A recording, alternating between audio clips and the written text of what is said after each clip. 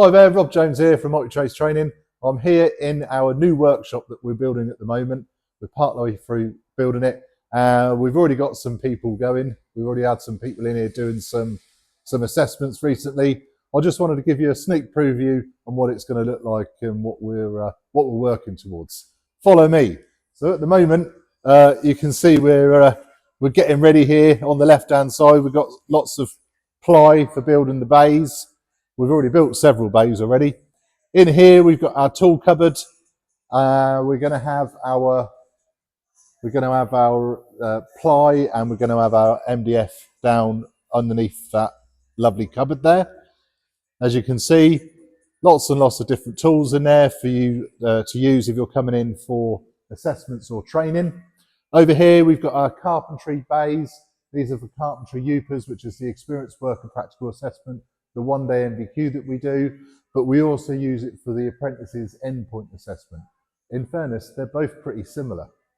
Over here, we've got 5 state-of-the-art benches that you may have seen in school or college, but we built them ourselves to order so that we've got exactly the right equipment for your DIY courses or your short courses that we're going to be offering very shortly.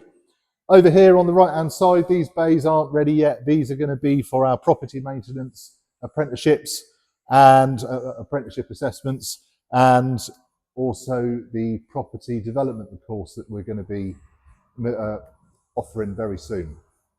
Over here, if we walk this way, these are our dry lining bays. This one's not been used yet. Over here on the right hand side, your right, my left, this is something that one of our apprentices is working on at the moment.